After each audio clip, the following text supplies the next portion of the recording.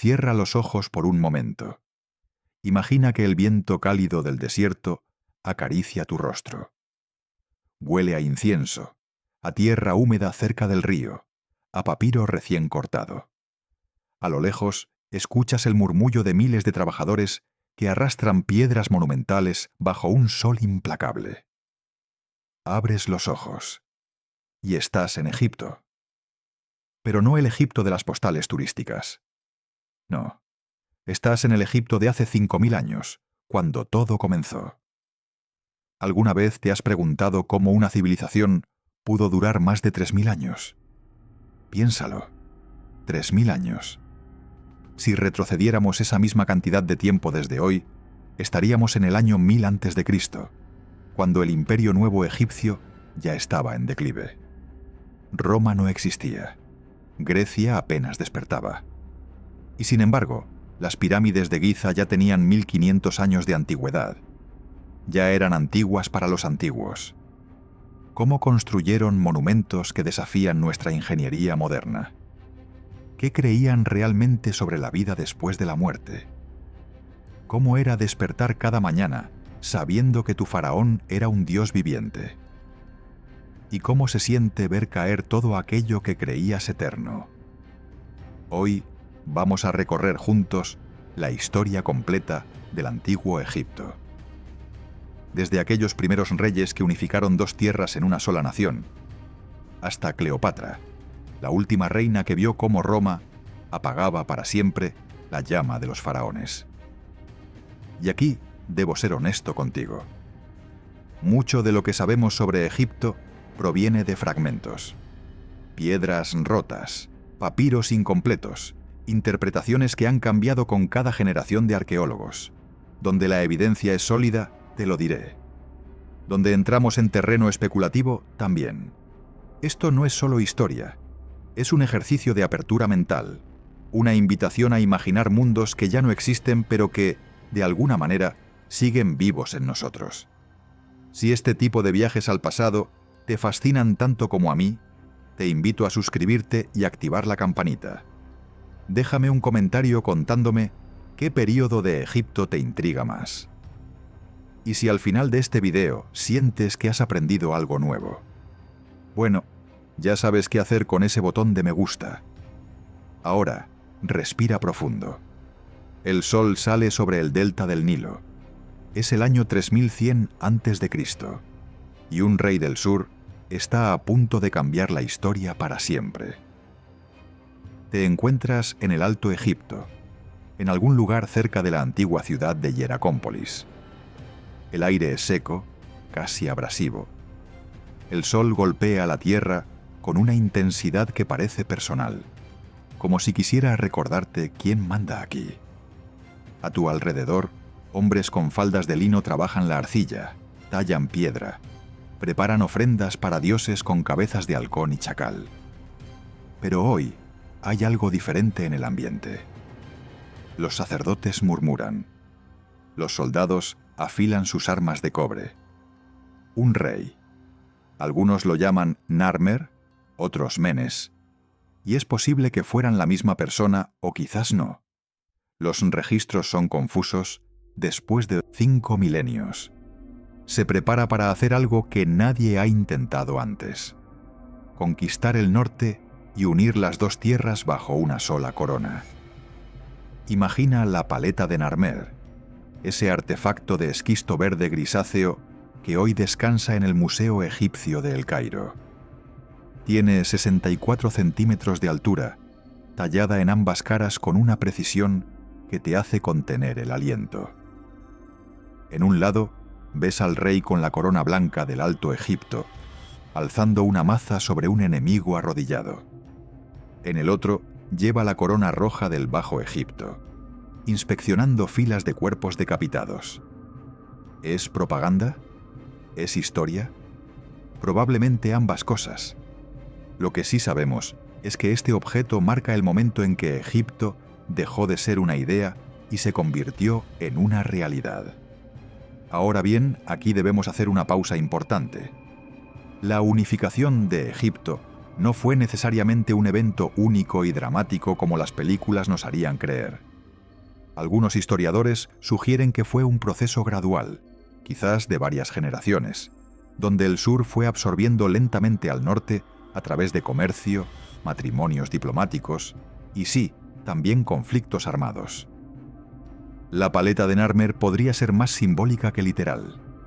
No hay evidencia concluyente de una gran batalla final. Pero lo que sí es innegable es el resultado. Alrededor del 3100 a.C., Egipto emerge como un estado unificado. ¿Y por qué importaba tanto unir estas dos tierras? La respuesta está bajo tus pies. El Nilo. Este río no es como otros ríos.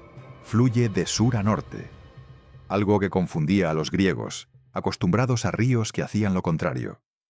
Y cada año, con una puntualidad casi mística, se desbordaba. Desde julio hasta octubre, las aguas cubrían los campos, depositando una capa de limo negro increíblemente fértil. Los egipcios llamaban a su país Kemet, la Tierra Negra, en honor a este regalo anual. Sin el Nilo, Egipto sería solo desierto. Con él era el granero del mundo antiguo. Controlar el Nilo significaba controlar la vida misma. Y para controlarlo efectivamente, necesitabas un gobierno centralizado. Necesitabas ingenieros que construyeran canales de irrigación, escribas que registraran las cosechas, soldados que protegieran las fronteras, sacerdotes que mantuvieran contentos a los dioses. En otras palabras, necesitabas un Estado. Y ese Estado necesitaba un líder absoluto. Así nació la figura del faraón. La palabra faraón viene del egipcio perá, que significa casa grande, una referencia al palacio real, que eventualmente se convirtió en sinónimo del rey mismo. Pero el faraón no era solo un rey, era Horus en la tierra. Era el intermediario entre los humanos y los dioses. Era el garante del Mat, ese concepto fundamental que significaba orden, verdad, justicia cósmica. Sin el faraón, los egipcios creían que el caos, Isfet, devoraría el mundo. Piensa en eso por un momento. Imagina vivir en una sociedad donde genuinamente crees que si tu gobernante falla, el sol podría no salir mañana. El Nilo podría no inundarse. Las cosechas morirían. Los muertos no encontrarían descanso. Ese era el peso sobre los hombros de cada faraón. Y ese era el poder absoluto que ese peso les otorgaba. Los primeros faraones establecieron su capital en Menfis, estratégicamente ubicada donde el valle se encuentra con el delta, en el vértice exacto de las dos tierras. Desde allí, comenzaron a construir no solo un reino, sino una idea. La idea de que Egipto era eterno, ordenado, bendecido por los dioses. Una idea tan poderosa que sobreviviría 3 milenios, invasiones extranjeras y el colapso de incontables otras civilizaciones. Dato curioso. La lista de reyes egipcios más antigua que conocemos, el Canon Real de Turín, comienza no con reyes humanos, sino con dioses. Según los egipcios, los dioses gobernaron Egipto durante miles de años antes de ceder el trono a los mortales. Para ellos, la monarquía no era una invención humana. Era un regalo divino, tan antiguo como la creación misma. ¿Era esto literalmente cierto? Por supuesto que no. Pero esa no es la pregunta correcta. La pregunta correcta es: ¿qué nos dice esto sobre cómo los egipcios entendían su lugar en el universo? Y la respuesta es profunda. Se veían a sí mismos como herederos de los dioses, guardianes de un orden cósmico que existía desde el principio de los tiempos. Y aquí estás tú, en ese momento fundacional, viendo cómo un rey del sur coloca sobre su cabeza las dos coronas, la blanca y la roja, fundidas ahora en una sola, la Pshent, la corona doble, y declara que las dos tierras son ahora una sola, el Bajo Egipto con sus pantanos y su cobra protectora, el Alto Egipto con sus desiertos y su buitre guardián, unidos para siempre. O al menos eso esperaban, porque, como veremos, la unidad de Egipto no era algo dado. Era algo que debía ganarse, mantenerse y a veces reconquistarse una y otra vez a lo largo de los siglos. Pero en ese momento, en el amanecer de la historia egipcia, todo parecía posible. El río fluía, los dioses sonreían y una civilización despertaba. Pero unificar un reino es solo el principio. Ahora había que gobernarlo, y para eso los primeros faraones necesitarían algo más que coronas y ejércitos. Necesitarían escribas, templos y un sistema que organizara cada aspecto de la vida alrededor del ritmo sagrado del Nilo. Abre los ojos. Estás en Menfis, la capital del Egipto unificado, y el aire huele a incienso mezclado con el aroma terroso del río cercano. A tu alrededor, la ciudad bulle con una actividad que parece caótica, pero que, si observas con atención, sigue patrones precisos. Cada persona tiene un lugar.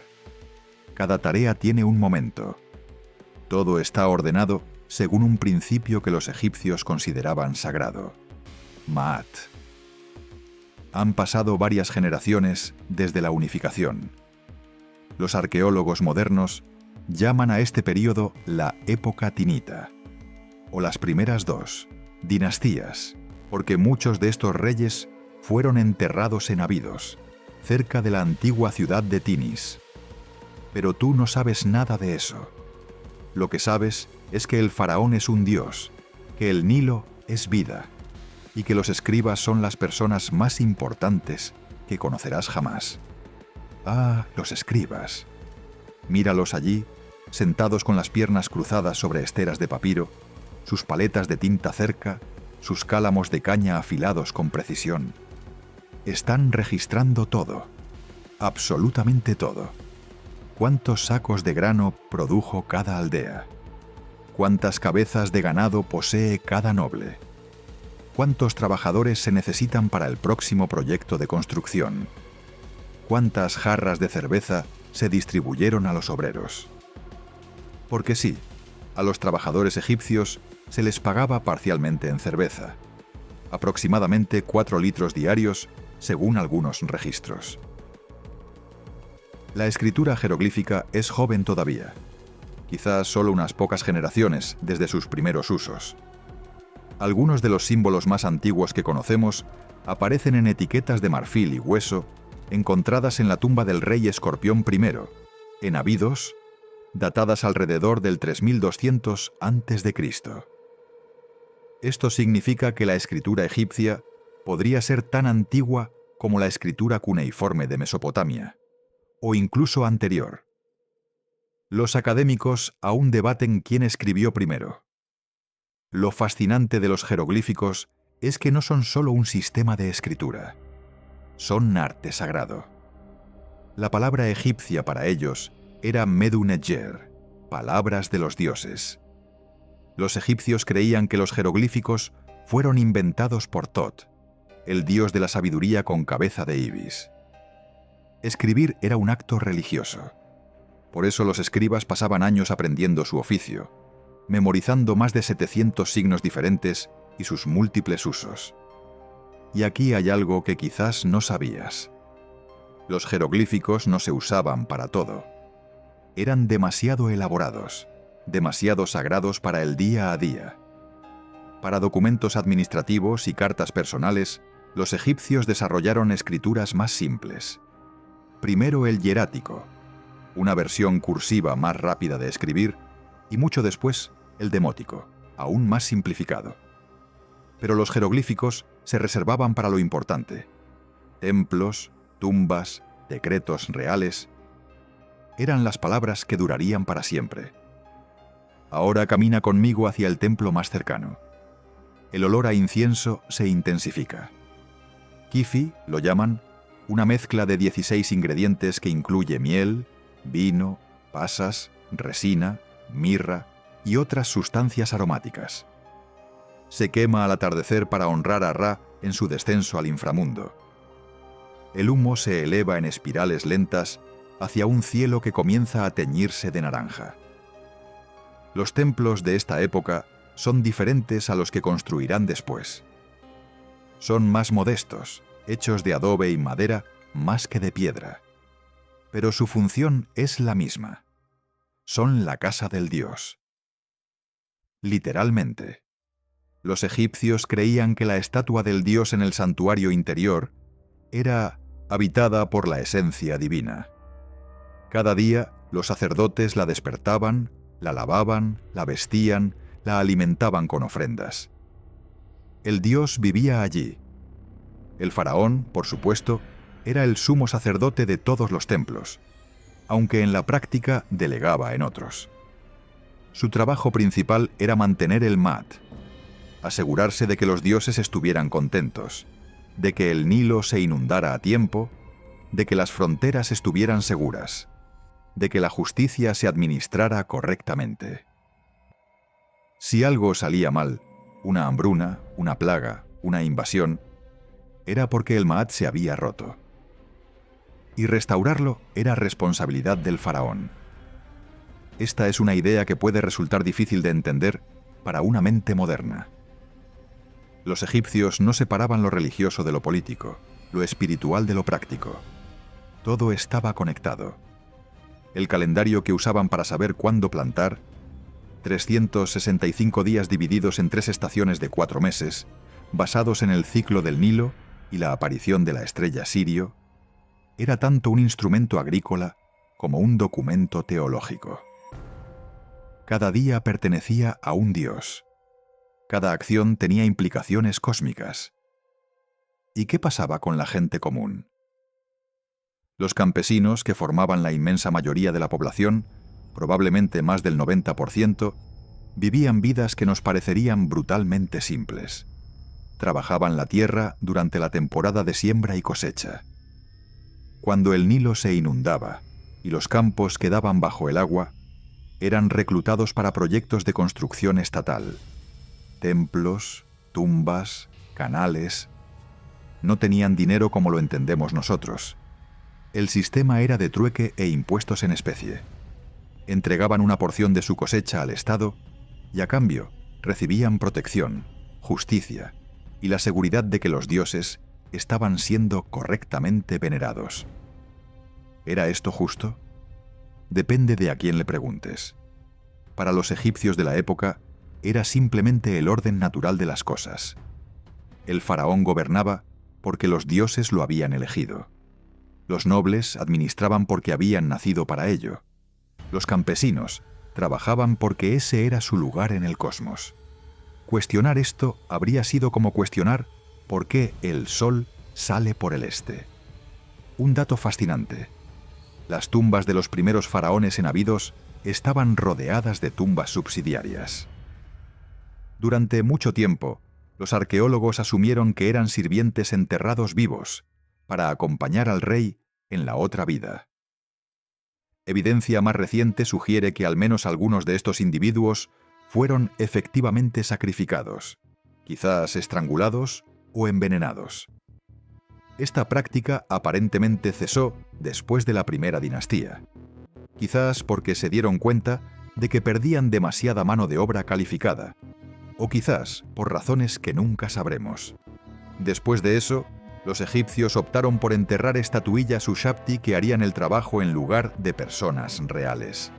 Hacia el final de la segunda dinastía, Egipto había desarrollado prácticamente todas las instituciones que lo caracterizarían durante los siguientes 3000 años. Tenía un gobierno centralizado con ministerios especializados. Tenía un sistema legal basado en precedentes y decretos reales.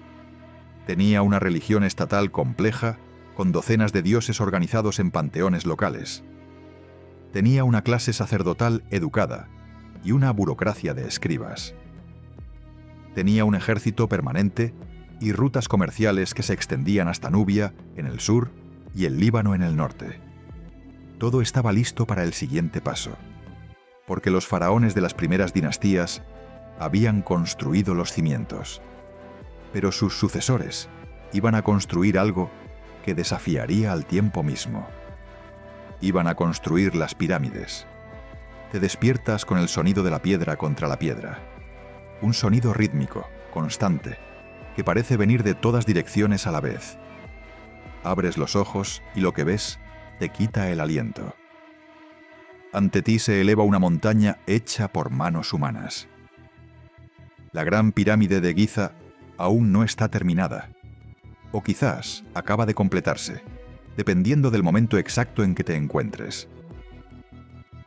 Su revestimiento de piedra caliza blanca de Tura brilla bajo el sol con una intensidad casi cegadora. En la cúspide, un piramidión dorado, el Ben-Ben, captura los primeros rayos del amanecer y parece encenderse con fuego divino. Alrededor, decenas de miles de trabajadores se mueven como hormigas organizadas, arrastrando bloques, mezclando mortero, levantando rampas. Y tú te preguntas, ¿cómo es posible? Esta es la pregunta que ha obsesionado a la humanidad durante milenios. ¿Cómo pudieron los antiguos egipcios, sin ruedas funcionales, sin poleas compuestas, sin hierro, construir estructuras que contenían millones de bloques de piedra, algunos pesando más de 80 toneladas, apilados con una precisión de milímetros? Permíteme contarte lo que sabemos y lo que no. La gran pirámide de Keops, los egipcios la llamaban Akhet Khufu, el horizonte de Keops, fue construida durante el reinado de este faraón de la cuarta dinastía, aproximadamente entre el 2589 y el 2566 a.C. Contiene aproximadamente 2.300.000 bloques de piedra. Su base cubre más de 5 hectáreas y está nivelada con un margen de error de apenas 2,1 centímetros en toda su extensión. Sus 4 caras están alineadas con los puntos cardinales con una desviación de solo 3 minutos de arco. ¿Cómo lo hicieron? Aquí es donde debemos ser honestos. No lo sabemos con certeza. No existe ningún documento egipcio que describa la construcción de las pirámides. Lo que tenemos son teorías basadas en evidencia arqueológica, experimentos modernos y un poco de deducción lógica. La teoría más aceptada actualmente involucra rampas. Probablemente no una sola rampa recta, que habría tenido que ser absurdamente larga, sino un sistema de rampas que rodeaban la pirámide en espiral o rampas internas, o alguna combinación. Los bloques se arrastraban sobre trineos de madera con trabajadores vertiendo agua delante para reducir la fricción sobre la arena. Esto no es especulación. Hay relieves egipcios que muestran exactamente esta técnica. Pero hay aspectos que siguen siendo misterios. ¿Cómo colocaron los bloques de granito de la cámara del rey, que pesan hasta 80 toneladas y fueron traídos desde Asuán a más de 800 kilómetros de distancia? ¿Cómo lograron la precisión matemática que exhiben? ¿Cómo organizaron la logística de alimentar y alojar a decenas de miles de trabajadores durante décadas?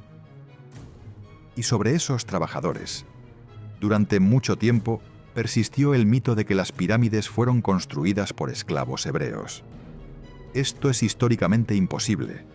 Los hebreos no aparecen en el registro histórico hasta muchos siglos después, y arqueológicamente refutado. En las últimas décadas, los egiptólogos han excavado los cementerios y barracones de los trabajadores de las pirámides. Lo que encontraron fue revelador. Estos no eran esclavos, eran trabajadores egipcios. Muchos de ellos, campesinos reclutados durante la temporada de inundación cuando no podían cultivar. Estaban organizados en equipos con nombres como los amigos de Keops o los borrachos de Micerinos. Recibían raciones generosas de carne, pan y cerveza. Tenían acceso a atención médica. Los huesos encontrados muestran fracturas que sanaron correctamente, evidencia de que eran tratados por médicos. Algunos incluso fueron enterrados en tumbas cerca de las pirámides, un honor que sugiere que consideraban su trabajo como un privilegio sagrado, no una carga. ¿Cuántos trabajadores? Las estimaciones varían enormemente. Heródoto, el historiador griego que visitó Egipto 2000 años después, afirmó que fueron 100.000 hombres, trabajando en turnos de 3 meses. Los cálculos modernos sugieren cifras más modestas. Quizás 20 a 30.000 trabajadores permanentes, con miles más en roles de apoyo. Ahora retrocedamos un poco. Las pirámides no aparecieron de la nada, evolucionaron. Antes de Keops hubo Zoser. Este faraón de la tercera dinastía y su arquitecto genial, Imhotep, construyeron la pirámide escalonada de Saqqara, alrededor del 2670 a.C. Es la primera estructura monumental de piedra de la historia humana. Antes de ella, incluso las tumbas reales eran de adobe. Imhotep literalmente inventó la arquitectura en piedra. La pirámide escalonada comenzó como una mastaba, una tumba rectangular baja, que Imhotep fue ampliando y elevando hasta crear una estructura de 6 niveles que alcanza los 62 metros de altura. Es impresionante, pero aún no es una pirámide verdadera. Después vinieron intentos intermedios. La pirámide acodada de Dashur, construida por Seneferu, padre de Keops, cambió su ángulo a mitad de construcción, probablemente porque los arquitectos temían que colapsara. La pirámide roja del mismo Seneferu finalmente lo logró. Una pirámide de lados lisos de 105 metros de altura. Y luego Keops superó a su padre con la Gran Pirámide. 146 metros de altura original. Hoy reducida a 138 por la pérdida del piramidión y el desgaste. La estructura más alta construida por humanos durante casi 4.000 años, hasta la Catedral de Lincoln en 1311. Pero, ¿por qué pirámides? ¿Por qué esta forma específica? Los egipcios creían que el alma del faraón muerto, Suka y Suba, necesitaban ascender al cielo para unirse con Ra y las estrellas imperecederas. La pirámide era una rampa al cielo, una escalera cósmica. Su forma imitaba los rayos del sol atravesando las nubes, o quizás el Benben, la colina primordial que emergió del caos acuático al principio de la creación. Las pirámides no estaban solas. Cada una formaba parte de un complejo que incluía un templo del valle junto al Nilo, una calzada procesional, un templo funerario junto a la pirámide, y pirámides subsidiarias para las reinas. Todo estaba orientado para facilitar el viaje del faraón a la eternidad. Imagina la escena del funeral de Keops. El cuerpo momificado del faraón es trasladado en una barca dorada por el Nilo. Los sacerdotes entonan himnos antiguos. Las plañideras, mujeres profesionales del duelo, lloran y se golpean el pecho. El cortejo asciende por la calzada hacia el templo funerario donde se realizan los rituales finales. Y luego, el sarcófago entra en la pirámide, desciende a la cámara del rey, y es sellado para siempre.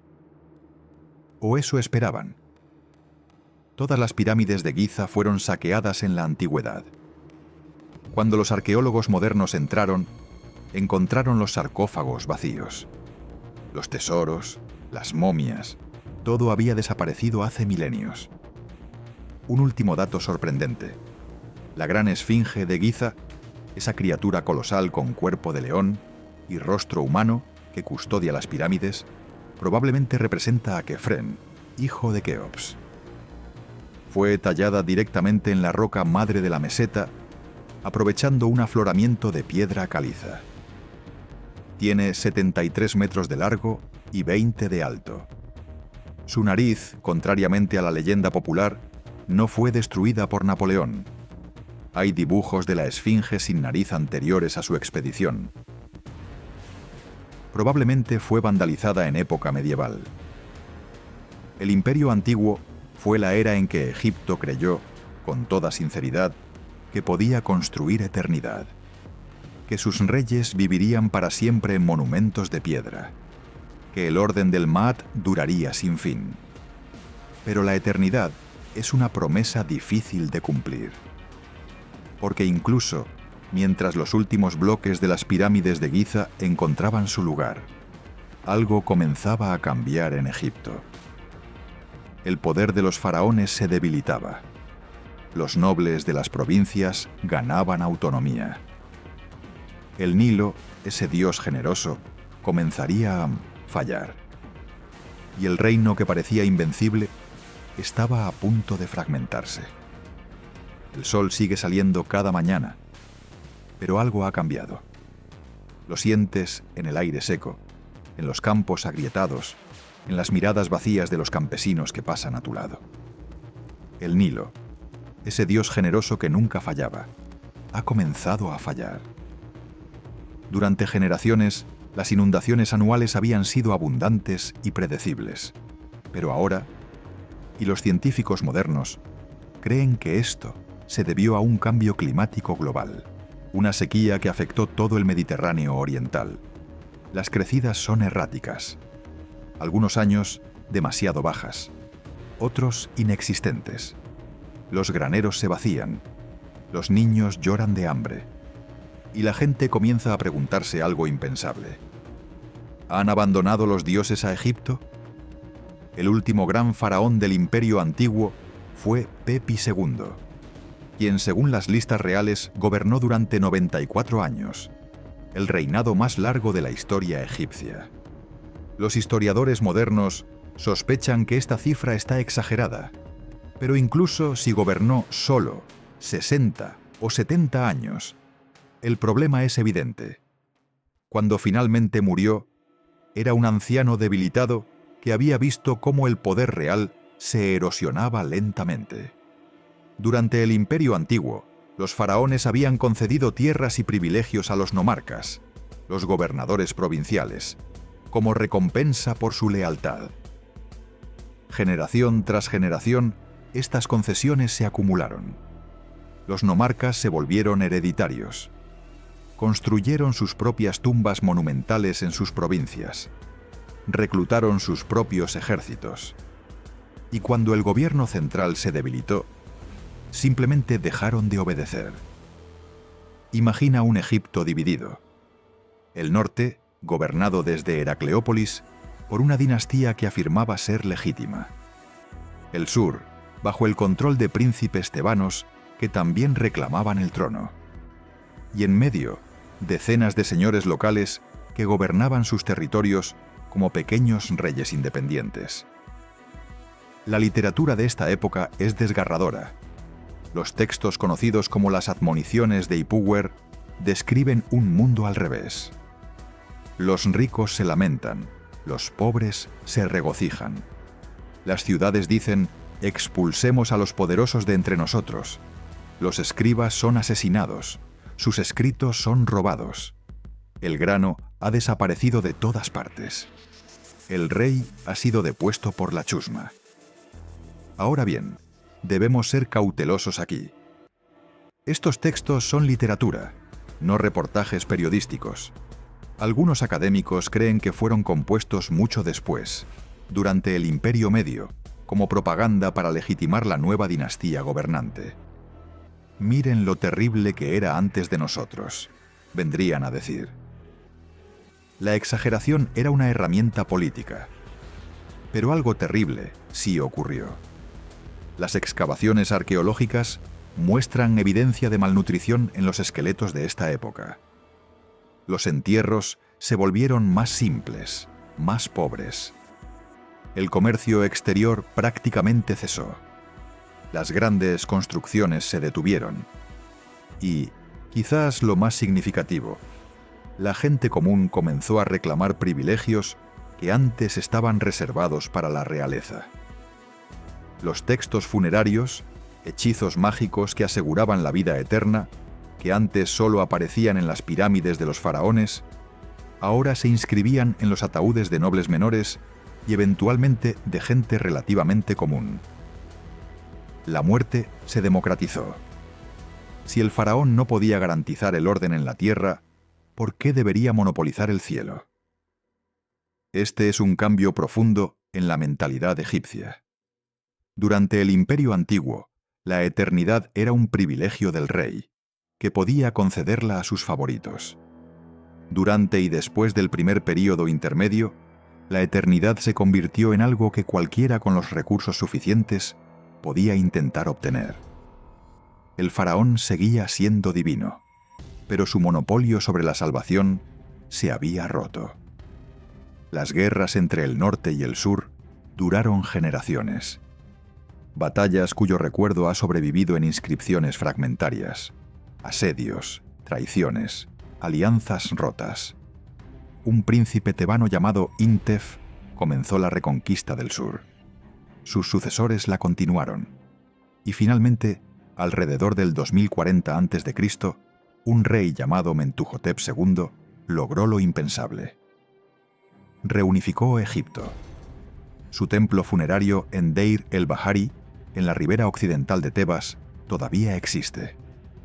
Es una estructura aterrazada construida contra los acantilados del desierto, innovadora para su época, precursora del templo que Hatshepsut construiría 500 años después en el mismo lugar. En sus muros, Mentuhotep se representa aplastando a sus enemigos, libios, asiáticos, nubios y, significativamente, otros egipcios. La guerra civil había terminado. Egipto era uno de nuevo, pero el Egipto que emergió del caos no era el mismo que había entrado. Era más desconfiado, más consciente de su propia fragilidad. Los faraones nunca volverían a dar tanta autonomía a los nomarcas, y el concepto del Maat, ese orden cósmico perfecto, ahora se entendía como algo que había que mantener activamente, no algo que existía automáticamente. La crisis había terminado, pero las lecciones que dejó moldearían los siguientes 4 siglos de lo que llamamos el Imperio Medio, una era de consolidación, literatura refinada y una nueva forma de entender qué significaba ser egipcio. El amanecer ilumina una Tebas transformada. Ya no es la ciudad provincial de los príncipes guerreros. Ahora es una de las capitales del reino reunificado, sede del culto a Amón, el dios que ascenderá para convertirse en la deidad suprema del panteón egipcio. Pero tú no estás en Tebas, estás en Ichtawi, una ciudad nueva construida por los faraones de la 12ª dinastía en algún lugar cerca del Fayum, ese oasis exuberante al suroeste del delta. Nadie sabe exactamente dónde estaba Ichtawi. Su ubicación se ha perdido bajo milenios de sedimentos del Nilo. Pero sabemos que desde aquí, faraones como Amenemhat I, Senusret I, II y III, gobernaron un Egipto reconstruido. Estos faraones aprendieron de los errores de sus predecesores, redujeron el poder de los nomarcas, crearon una nueva clase de funcionarios leales a la corona, establecieron fortalezas a lo largo de las fronteras, especialmente en Nubia, donde controlaban las lucrativas minas de oro y las rutas comerciales hacia el África subsahariana. Las fortalezas de Nubia son impresionantes incluso en ruinas. Buen, Semna, Kuma, nombres que evocan muros de ladrillo de hasta 11 metros de altura, torres defensivas, fosos, rampas para los arqueros. Los egipcios no se conformaban con comerciar con Nubia, querían controlarla absolutamente. Durante el Imperio Medio, la frontera sur de Egipto se extendió hasta la segunda catarata del Nilo, más de 300 kilómetros más allá de la primera catarata en Asuán. Pero quizás el proyecto más ambicioso de esta era no fue militar sino hidráulico. Los faraones del Imperio Medio transformaron el Fayum. Este oasis natural, alimentado por un brazo del Nilo, fue sistemáticamente drenado, canalizado y convertido en tierras agrícolas extraordinariamente fértiles. El lago Moeris, así lo llamaron los griegos más tarde, se convirtió en un reservorio controlado que estabilizaba las inundaciones. Fue ingeniería a escala estatal, el tipo de proyecto que solo un gobierno centralizado y eficiente podía ejecutar. Y mientras los ingenieros dominaban el agua, Los escribas creaban obras maestras. La literatura del Imperio Medio es considerada el período clásico de la lengua egipcia. Los textos compuestos en esta época fueron copiados y estudiados durante milenios, de la misma manera que los griegos posteriores estudiarían a Homero. El cuento del náufrago, sobre un marinero que naufragó en una isla gobernada por una serpiente divina. Las instrucciones de Amenemat, supuestamente escritas por un faraón asesinado como advertencia para su hijo. El cuento de Sinuhe, la historia de un noble que huyó de Egipto y vivió entre los beduinos antes de regresar arrepentido. Sinuhe es particularmente fascinante. Es literatura de ficción, probablemente, pero se presenta como autobiografía. El protagonista huye porque teme ser acusado de participar en el asesinato de Amenemat I. Vive años en el extranjero, prospera, envejece, pero nunca deja de añorar Egipto. Cuando finalmente el nuevo faraón lo perdona y lo invita a volver, Sinuhe describe su regreso en términos casi místicos. Poder ser enterrado en suelo egipcio, con rituales egipcios, es lo único que importa. ¿Qué nos dice esto sobre la mentalidad egipcia? Que ser egipcio no era solo una cuestión de nacimiento o residencia. Era una identidad espiritual, inseparable de la tierra, el Nilo, los dioses. Morir fuera de Egipto era una forma de muerte permanente, sin posibilidad de resurrección. El Imperio Medio también vio la expansión del comercio. Expediciones al Punt, una tierra misteriosa que probablemente estaba en la actual Eritrea o Somalia, traían incienso, mirra, ébano, marfil, pieles de leopardo, babuinos vivos. El comercio con el Líbano proveía la madera de cedro que Egipto necesitaba desesperadamente para sus barcos y ataúdes, ya que el país apenas tenía árboles adecuados. Las rutas comerciales se extendían hasta Mesopotamia y el Egeo. Durante aproximadamente 200 años, Egipto prosperó bajo la 12ª dinastía. Senusret III, quizás el faraón más poderoso de esta era, fue deificado después de su muerte y venerado como un dios durante siglos. Su rostro, preservado en varias estatuas, muestra algo inusual para el arte egipcio: realismo. No es el rostro idealizado y eterno de los faraones del Imperio Antiguo. Es el rostro de un hombre que ha gobernado, luchado, envejecido. Sus cejas están fruncidas. Sus mejillas son hundidas. Parece cansado. ¿Por qué este cambio en el arte? Nadie lo sabe con certeza. Quizás reflejaba una nueva filosofía del poder. El faraón como servidor sufriente del Estado, no solo como dios distante. Quizás era propaganda de otro tipo. Miren cuánto sacrifico por ustedes. O quizás era simplemente una moda artística. El arte egipcio cambiaba más de lo que solemos pensar. La 12ª dinastía terminó con la reina Sobekneferu, una de las pocas mujeres que gobernó Egipto por derecho propio. Reinó solo 4 años y con su muerte la dinastía se extinguió. Lo que siguió fue la 13ª dinastía. Una sucesión confusa de reyes de reinados breves, algunos de apenas meses. El poder central se debilitó, y en el delta algo nuevo estaba sucediendo. Inmigrantes del Levante, que habían estado llegando pacíficamente durante generaciones, comenzaban a acumular poder. Los egipcios los llamaban Heka Kasut, gobernantes de tierras extranjeras. Los griegos los llamarían Ixos, y estaban a punto de hacer algo que ningún pueblo extranjero había logrado antes: conquistar Egipto. El sonido que escuchas es nuevo. No son los pasos rítmicos de soldados egipcios marchando al paso. Es algo diferente.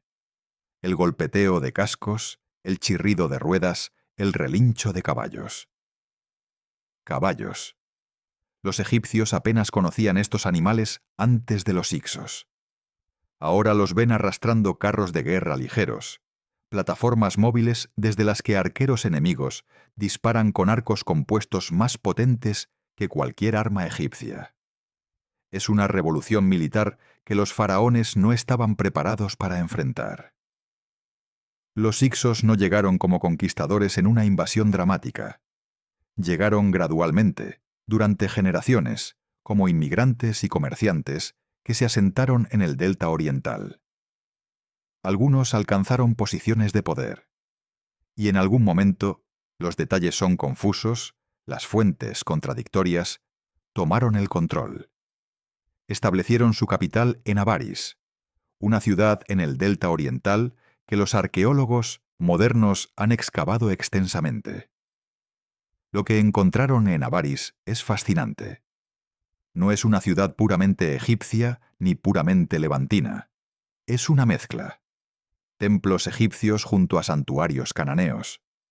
Cerámica local junto a importaciones del Egeo. Los hicsos no destruyeron la cultura egipcia. La absorbieron mientras mantenían su propia identidad. Los reyes hicsos adoptaron los títulos faraónicos. Se representaban con la doble corona. Usaban nombres egipcios en cartuchos reales. Adoraban a Set, el dios egipcio del caos, una elección significativa. Pero lo identificaron con su propio dios de la tormenta, Baal. Fueron, en cierto sentido, más egipcios que muchos invasores posteriores serían. Pero los egipcios nunca los aceptaron completamente. Las fuentes egipcias posteriores los describen con un odio visceral. El faraón Hatshepsut, siglos después, se jactaría de haber restaurado lo que estaba en ruinas, levantado lo que había quedado inacabado desde que los asiáticos estaban en Avaris del Norte, y las hordas entre ellos derribaban lo que había sido hecho.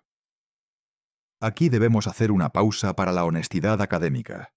Las fuentes que tenemos sobre los hicsos son casi exclusivamente egipcias y fueron escritas después de la Reconquista.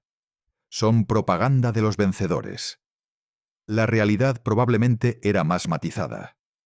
Los hicsos no parecen haber sido particularmente destructivos. Mantuvieron la administración egipcia funcionando. Comerciaron activamente con el Mediterráneo.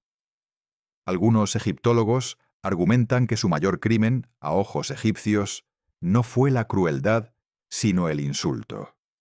Ser extranjeros gobernando la tierra de los dioses. Mientras los hicsos dominaban el norte, Egipto se fragmentó. Una línea de faraones egipcios gobernaba desde Tebas en el sur, teóricamente vasallos de los hicsos, pero en la práctica independientes. Y más al sur aún, el reino de Kush, en la actual Sudán, aprovechó la debilidad egipcia para expandirse hacia el norte. Egipto estaba atrapado entre dos poderes extranjeros. Y fue desde Tebas que comenzó la reconquista. El faraón Seqenen-Ratao, su momia muestra heridas de hacha de guerra en el cráneo, evidencia de que murió en batalla. Inició la lucha contra los hicsos. Su sucesor Kamose la continuó, jactándose en estelas de haber navegado río abajo para atacar a Avaris. Pero fue Asmose I quien finalmente expulsó a los hicsos de Egipto, alrededor del 1550 a.C. La caída de Avaris marcó el fin del segundo período intermedio y el comienzo de algo nuevo. Los egipcios habían aprendido una lección brutal. Ya no podían permitirse ignorar el mundo exterior. Para protegerse, tendrían que conquistarlo. Y eso es exactamente lo que hicieron. El imperio nuevo que Ahmose inauguró sería la era más gloriosa de Egipto. Faraones guerreros que conquistarían desde Sudán hasta Siria. Templos monumentales que aún asombran al mundo. Y nombres que resonarían a través de los milenios. Hatshepsut, Akenatón, Tutankamón, Ramsés. Estás en Tebas, pero no la Tebas modesta que conociste en capítulos anteriores. Esta es Waset, como la llamaban los egipcios, la ciudad de Amón, la capital espiritual de un imperio. En la orilla oriental del Nilo se alzan los templos de Karnak y Luxor, los complejos religiosos más grandes del mundo antiguo. En la orilla occidental, el Valle de los Reyes oculta en sus entrañas rocosas las tumbas de los faraones más poderosos. El olor a incienso es abrumador. Los sacerdotes de Amón, una casta que se ha vuelto increíblemente rica y poderosa gracias a las donaciones de faraones agradecidos, realizan rituales elaborados en santuarios que brillan con oro y piedras preciosas.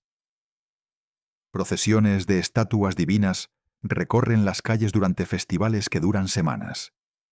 El rugido de la multitud, adorando al faraón que pasa en su carro dorado, es ensordecedor. La dinastía 18 produjo algunos de los faraones más extraordinarios de la historia egipcia. Comencemos con Hatshepsut. Hatshepsut fue hija, esposa y madrastra de faraones. Cuando su esposo Tutmosis II murió, su hijastro Tutmosis III era demasiado joven para gobernar. Hatshepsut asumió la regencia. Y luego, en un movimiento sin precedentes, se declaró a sí misma faraón. No reina gobernante como las pocas mujeres que habían gobernado antes. Faraón, con todos los títulos, la teología, los rituales. En el arte comenzó a representarse con la barba postiza ceremonial de los reyes. Su reinado de aproximadamente 22 años fue notablemente pacífico y próspero. Su logro más famoso fue la expedición al Punt, representada en hermosos relieves en su templo funerario de Deir el-Bahari. Los relieves muestran los productos exóticos traídos de esa tierra lejana: incienso, mirra, ébano, pieles de pantera, monos y árboles de incienso vivos, plantados con sus raíces en cestas para trasplantarlos en suelo egipcio. ¿Por qué fue posible para Hatshepsut gobernar como faraón? Probablemente porque era lo suficientemente inteligente para trabajar dentro del sistema en lugar de contra él. Se presentó como hija del dios Amón, concebida cuando el dios visitó a su madre en forma de su padre terrenal. No desafió la teología, la utilizó. Y contó con el apoyo de funcionarios leales, especialmente su favorito Senenmut, cuya relación exacta con la reina sigue siendo objeto de especulación. Cuando Hatshepsut murió, Tutmosis III finalmente gobernó solo. Y demostró ser quizás el más grande conquistador de la historia egipcia. En 17 campañas militares, expandió el imperio egipcio hasta sus límites máximos. Su victoria más famosa fue la batalla de Megido, donde derrotó a una coalición de príncipes cananeos. Los escribas registraron el botín con detalle obsesivo: 924 carros, 2.238 caballos, 200 armaduras de bronce y mucho más. Tutmosis III ha sido llamado el Napoleón del antiguo Egipto, aunque algunos historiadores objetan que la comparación debería ser al revés. Napoleón fue el Tutmosis III de Europa. Pero quizás ningún faraón del Imperio Nuevo es tan fascinante como Akenatón. Originalmente llamado Amenhotep IV, este faraón hizo algo impensable. Rechazó a los dioses tradicionales de Egipto. Declaró que solo existía un dios verdadero: Atón, el disco solar. Cambió su nombre a Akenatón, el que es efectivo para Atón. Cerró los templos de los otros dioses. Trasladó la capital a una ciudad completamente nueva en el desierto: Aketatón, hoy Tel el Amarna, construida desde cero para adorar a su dios único. ¿Era Akenatón un visionario monoteísta, adelantado a su tiempo por 1000 años? ¿O era un fanático religioso que casi destruyó su reino por obsesión personal? Los académicos lo debaten acaloradamente. Lo que sabemos es que su revolución religiosa fue breve. Gobernó 17 años. Cuando murió, sus sucesores restauraron rápidamente los cultos tradicionales. Su nombre fue borrado de los monumentos. Su ciudad fue abandonada. Egipto intentó olvidar que alguna vez existió. Pero Akenatón dejó un legado inesperado: su hijo, Tutankamón. Probablemente el faraón más famoso del mundo, no por sus logros, murió alrededor de los 19 años después de un reinado de apenas 10, sino por un accidente de la historia. Su tumba, pequeña y modesta, comparada con las de los grandes faraones, fue olvidada. Y por ser olvidada, sobrevivió intacta hasta que Howard Carter la descubrió en 1922. El tesoro de Tutankamón, más de 5.000 objetos, incluyendo la icónica máscara mortuoria de oro macizo de más de 10 kilos, nos da una idea de lo que debieron contener las tumbas saqueadas de faraones más poderosos. Si el niño rey tenía todo esto, ¿qué tesoros acompañaron a Ramsés II a la tumba? Ramsés II, el faraón de los faraones. Gobernó 66 años, hasta los 90 años de edad. Construyó más monumentos que cualquier otro faraón. Los templos de Abu Simbel, tallados directamente en la roca, con 4 colosos de 20 metros de altura, representando su rostro. La sala hipóstila de Karnak, con 134 columnas masivas. El Rameseum, su templo funerario. Ciudades enteras. Tuvo más de 100 hijos con sus múltiples esposas. Sobrevivió a muchos de ellos. Su hijo favorito, Khaemwaset, fue el primer egiptólogo. Se dedicó a restaurar monumentos antiguos que ya en su época tenían 1000 años de antigüedad. Ramsés libró la batalla de Kadesh contra los hititas, que los textos egipcios presentan como una victoria aplastante, pero que probablemente fue más bien un empate. Aún así, culminó en el primer tratado de paz conocido de la historia, cuyo texto sobrevive tanto en versión egipcia como hitita. Cuando Ramsés murió, Egipto había alcanzado su cenit. Lo que vendría después sería un lento, inevitable declive. Porque incluso los imperios dorados tienen su ocaso. Y el de Egipto se acercaba. Caminas por los pasillos de un templo que parece extrañamente silencioso. Las paredes siguen cubiertas de jeroglíficos y relieves pintados, pero algunos muestran daños. Narices rotas, nombres borrados, figuras deliberadamente mutiladas. Los sacerdotes que te cruzan no tienen la seguridad de antaño. Murmuran sobre tiempos difíciles, sobre el oro que ya no llega de Nubia, sobre los faraones que ya no son lo que eran. El Imperio Nuevo terminó oficialmente alrededor del 1069 a.C. con la muerte de Ramsés XI. Lo que siguió fue el tercer período intermedio. Otro período de división, con dinastías rivales gobernando simultáneamente en diferentes partes del país. Pero esta vez, los jugadores principales no eran solo egipcios. Los libios habían estado infiltrándose en Egipto durante generaciones. Primero como mercenarios en el ejército egipcio, luego como colonos en el delta occidental. Para el siglo X a.C., los libios habían acumulado suficiente poder para tomar el trono directamente. La dinastía 22 fue fundada por Sheshonq I, un general libio cuya familia había servido a los faraones durante generaciones. Los historiadores creen que es el mismo Sisac, mencionado en la Biblia hebrea, quien saqueó Jerusalén durante el reinado del hijo de Salomón. Las inscripciones en el templo de Karnak listan las ciudades conquistadas en esa campaña, proporcionando una rara confirmación arqueológica de un evento bíblico. Los faraones libios gobernaron Egipto durante más de 2 siglos, pero nunca lograron consolidar completamente el poder. El país se fragmentó en pequeños reinos. Los sumos sacerdotes de Amón en Tebas funcionaban como gobernantes independientes. Príncipes locales controlaban el delta.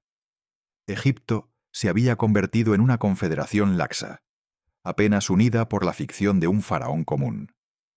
Y entonces llegaron los nubios. Aquí hay una ironía deliciosa. Durante milenios, los egipcios habían dominado Nubia, explotando sus minas de oro, esclavizando a su gente, despreciándolos como bárbaros del sur. Pero los nubios habían absorbido la cultura egipcia. Habían adoptado a los dioses egipcios, especialmente a Amón, habían aprendido a escribir jeroglíficos. Y cuando vieron a Egipto fragmentado y debilitado, decidieron que ellos eran los verdaderos herederos de la tradición faraónica. El rey Nubio Pille marchó hacia el norte alrededor del 740 a.C. y conquistó todo Egipto. Su estela de victoria, encontrada en Napata, describe su campaña con un detalle fascinante.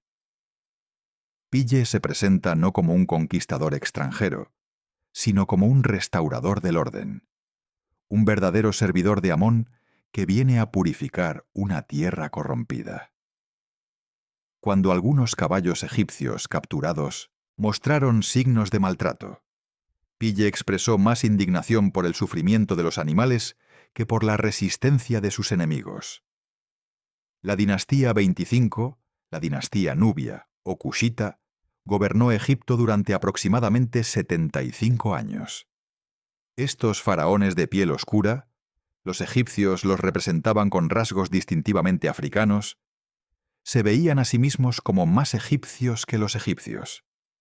Restauraron templos, revivieron estilos artísticos arcaicos, intentaron recuperar la gloria del pasado, pero se enfrentaron a un enemigo que ni siquiera los grandes faraones del Imperio Nuevo habían conocido: Asiria.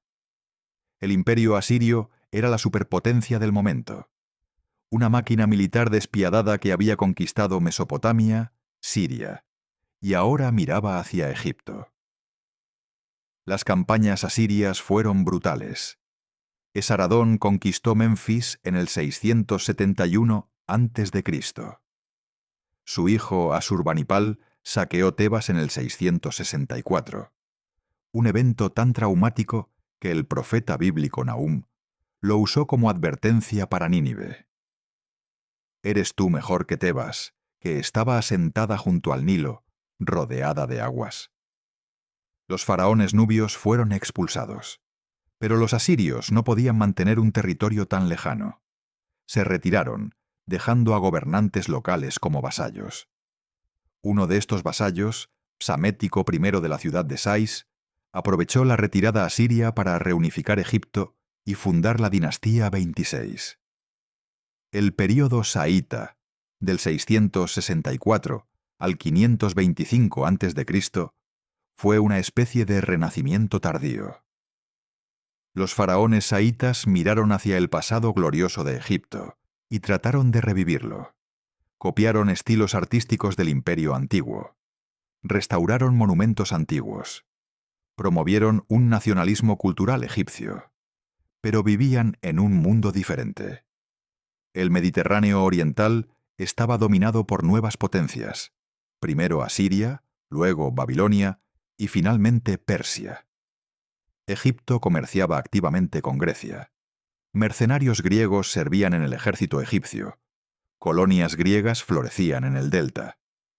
El aislamiento ya no era una opción. En el 525 a.C., el rey persa Cambises II invadió Egipto. La batalla de Pelusio fue decisiva. Según una historia, probablemente apócrifa pero deliciosa, Cambises ordenó a sus soldados llevar gatos en sus escudos, sabiendo que los egipcios no se atreverían a herir a un animal sagrado. Egipto cayó y se convirtió en una satrapía del imperio persa. Los persas gobernaron Egipto durante más de un siglo, con un breve período de independencia bajo las dinastías 28 a 30. Estos últimos faraones nativos lucharon desesperadamente contra el dominio persa, logrando victorias temporales, pero el peso del imperio era demasiado grande. En el 343 a.C., los persas reconquistaron Egipto. El último faraón nativo, Nectanebo II, huyó a Nubia y desapareció de la historia. Egipto había sido gobernado por egipcios durante casi 3000 años. Esa era había terminado. Pero el destino tenía un giro más, porque apenas 11 años después de la victoria persa, un joven conquistador macedonio cruzaría el Mediterráneo con un ejército invencible. y cuando sus ojos cayeran sobre Egipto, vería no una provincia persa que conquistar, sino un reino antiguo que reclamar. El viento salado del Mediterráneo golpea tu rostro. Estás en el puerto de Alejandría y lo que ves te quita el aliento. A tu izquierda, el faro de Alejandría se eleva hacia el cielo. Más de 100 metros de altura, una de las 7 maravillas del mundo antiguo. Su luz, amplificada por espejos de bronce pulido, guía a los barcos desde 50 kilómetros de distancia. Es una declaración de intenciones. Esta ciudad será el centro del mundo.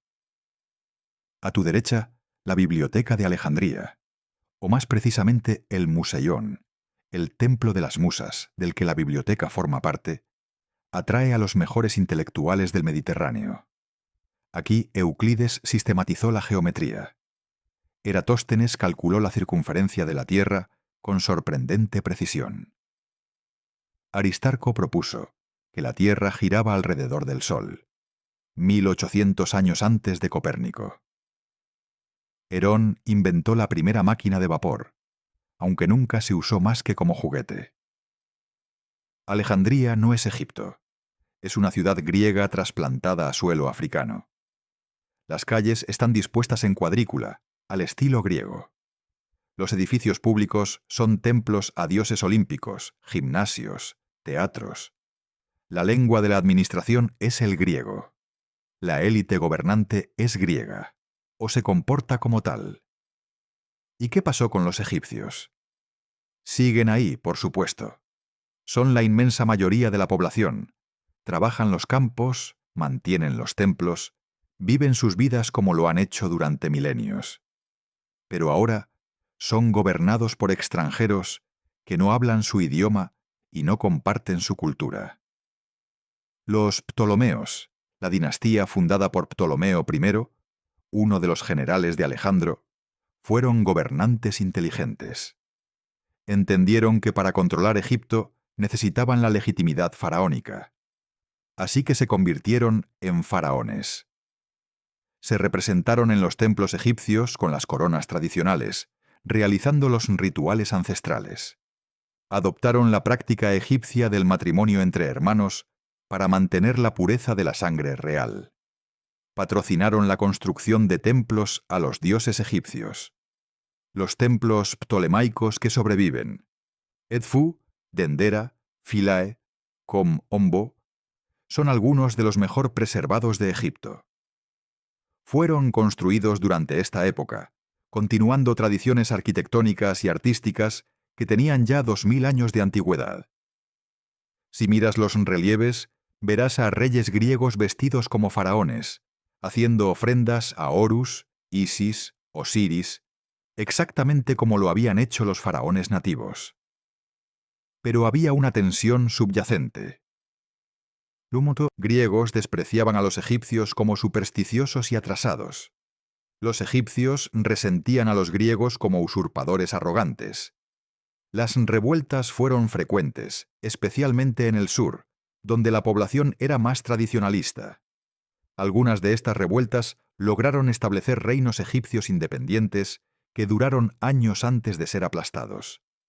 Quizás el símbolo más perfecto de esta era Serapis, un dios inventado por los primeros Ptolomeos. Serapis combinaba aspectos de dioses griegos, Zeus, Hades, Asclepio, con dioses egipcios, Osiris, Apis. Era una deidad diseñada para ser adorada tanto por griegos como por egipcios, un puente entre culturas.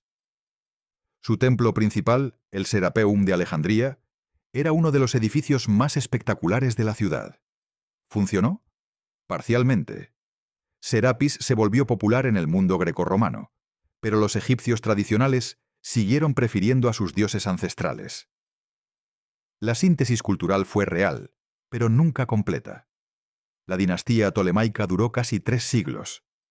15 reyes llamados Ptolomeo, varias reinas poderosas, incontables intrigas de corte, asesinatos, guerras civiles. Es una historia fascinante y a menudo sórdida. Pero para nuestros propósitos debemos saltar al final. Porque en el último siglo de la era ptolemaica, una nueva potencia se alzaba en el oeste, Roma. Y los ptolomeos, debilitados por siglos de endogamia y conflictos internos, se encontraron cada vez más dependientes del apoyo romano para mantenerse en el trono. Hasta que una última reina decidió jugar el juego del poder con las apuestas más altas posibles. Su nombre era Cleopatra, y su historia es el capítulo final del antiguo Egipto. Cierra los ojos. Estás en el Palacio Real de Alejandría, un complejo de edificios que ocupa una cuarta parte de la ciudad. Mármol blanco, jardines exuberantes, fuentes que murmuran. El aire huele a especias exóticas, a perfumes costosos, al mar siempre cercano. Y ante ti está Cleopatra. Olvida lo que Hollywood te ha mostrado. No sabemos con certeza cómo era físicamente. Las monedas de su reinado la muestran con una nariz prominente y un mentón fuerte. Rasgos de poder, no de belleza convencional. Los autores antiguos no la describen como extraordinariamente hermosa. Plutarco, quien escribió sobre ella generaciones después, dijo que su atractivo residía en su personalidad. Su voz, su inteligencia, su capacidad de hacer que cada persona se sintiera el centro de su atención. Lo que sí sabemos es que fue brillante. Hablaba 9 idiomas. Fue la primera gobernante ptolemaica en aprender egipcio. Sus antepasados no se habían molestado. Estudió filosofía, retórica, astronomía. Gobernó un reino en crisis con astucia y determinación. Cuando Cleopatra nació, alrededor del 69 a.C., Egipto era ya un estado cliente de Roma en todo, menos en nombre. Su padre, Ptolomeo XII, había sido expulsado del trono por su propia gente y tuvo que sobornar a políticos romanos para que lo restauraran. La deuda que contrajo para ese soborno pesaría sobre Egipto durante décadas. Cleopatra llegó al trono a los 18 años, gobernando inicialmente junto a su hermano menor, Ptolomeo XIII, con quien estaba casada según la costumbre ptolemaica. Pero pronto estalló la guerra civil entre ellos. Y en ese momento preciso, Julio César llegó a Alejandría. La leyenda dice que Cleopatra se hizo introducir en los aposentos de César enrollada en una alfombra, o quizás en un saco de ropa de cama. Es una historia dramática que probablemente contiene algo de verdad. Lo que es seguro es que César quedó fascinado por ella. Tenía 52 años, ella 21. Él era el hombre más poderoso del mundo. Ella, una reina exiliada luchando por su trono. Se convirtieron en amantes. César restauró a Cleopatra en el trono y se quedó en Egipto 9 meses, tiempo suficiente para engendrar un hijo. Cesarión, pequeño César. Navegaron juntos por el Nilo en una procesión espectacular, ella mostrándole las maravillas del reino antiguo, él soñando quizás con imperios aún más grandes. Cuando César fue asesinado en Roma en el 44 a.C., Cleopatra había estado en la ciudad con él. Regresó a Egipto y esperó para ver quién emergería victorioso del caos que siguió. El vencedor fue, eventualmente, Marco Antonio, uno de los triunviros que ahora gobernaban Roma. Y Cleopatra lo sedujo de manera espectacular. Su primer encuentro fue en Tarso, en la actual Turquía. Cleopatra llegó en una barca con velas púrpuras, remos de plata, proa dorada en forma de Afrodita. Ella misma iba vestida como la diosa, reclinada bajo un dosel de tela de oro, mientras jóvenes vestidos de cupidos la abanicaban. El perfume de la barca era tan fuerte que se olía desde la orilla. Antonio, invitado a cenar, encontró el banquete más lujoso que había visto jamás, con el suelo cubierto de pétalos de rosa hasta las rodillas. ¿Fue amor? ¿Fue cálculo político? Probablemente ambos. Cleopatra necesitaba un protector romano poderoso para mantener la independencia de Egipto. Antonio necesitaba los recursos de Egipto para sus guerras. Juntos tuvieron 3 hijos y soñaron con un imperio oriental que rivalizara con Roma. Pero Octavio, el heredero adoptivo de César y rival de Antonio, tenía otros planes. La propaganda de Octavio, que conocemos porque él ganó, pintó a Cleopatra como una seductora oriental que había corrompido a un noble romano. La guerra final no fue solo militar, fue una guerra de narrativas. Antonio y Cleopatra versus Octavio y Roma. Oriente versus Occidente. Decadencia versus virtud romana. La batalla de Accio, en el 31 a.C., decidió todo. Las flotas se enfrentaron frente a la costa griega. En algún momento, los barcos de Cleopatra se retiraron. Antonio los siguió. Los historiadores antiguos lo presentaron como un acto de cobardía o locura amorosa. Quizás fue simplemente una maniobra táctica que falló. El resultado fue el mismo. La flota restante se rindió o fue destruida. Antonio y Cleopatra huyeron a Egipto. Octavio los siguió. Cuando Alejandría cayó, Antonio, creyendo erróneamente que Cleopatra había muerto, se suicidó arrojándose sobre su propia espada. Murió en los brazos de Cleopatra. Y Cleopatra, enfrentando la perspectiva de ser exhibida en triunfo por las calles de Roma, tomó su propia decisión. La leyenda dice que murió por la mordedura de un aspid, una cobra egipcia sagrada.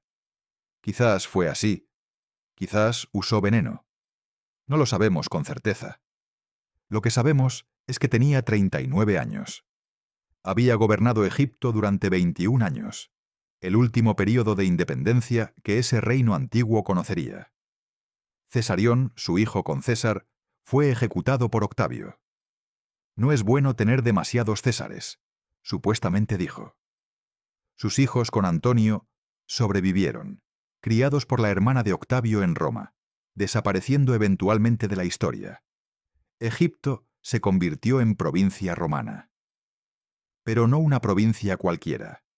Era el granero de Roma, tan vital que ningún senador podía visitarlo sin permiso imperial. Los templos egipcios siguieron funcionando durante siglos más, mantenidos por emperadores romanos que se representaban como faraones.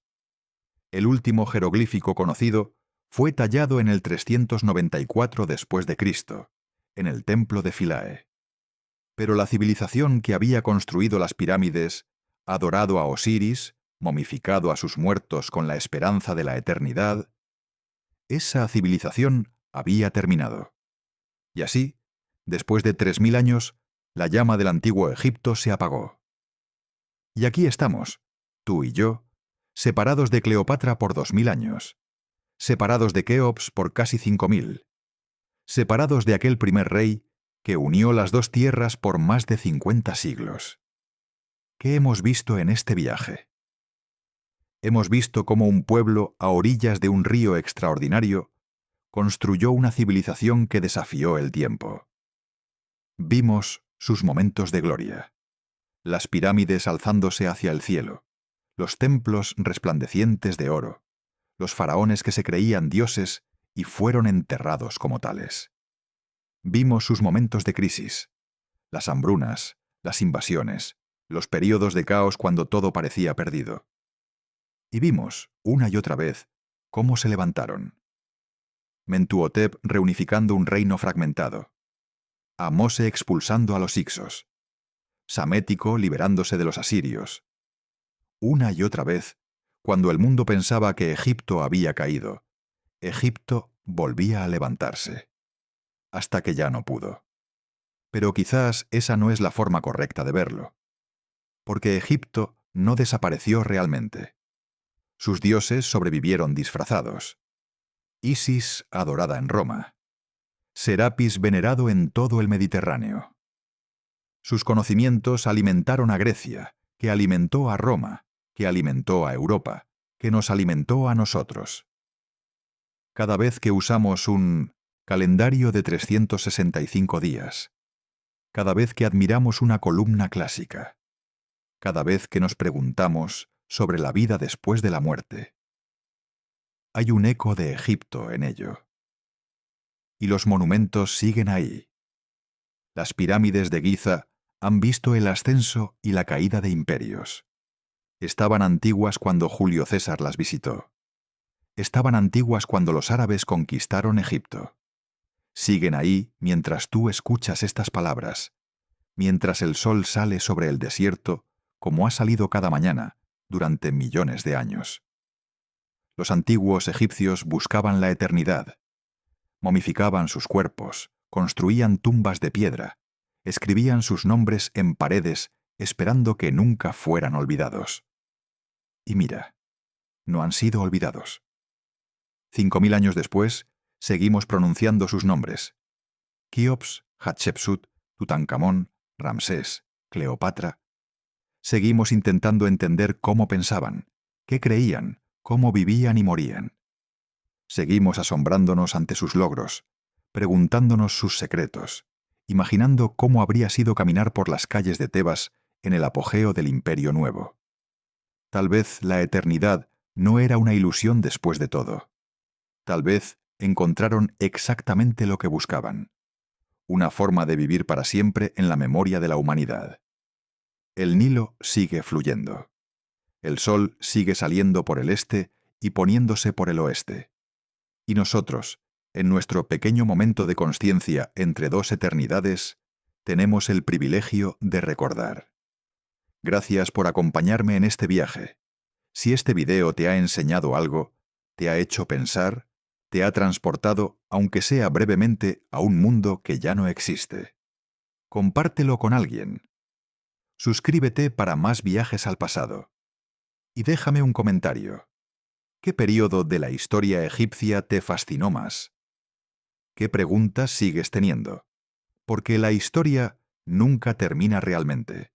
Solo cambia de narradores. Hasta la próxima.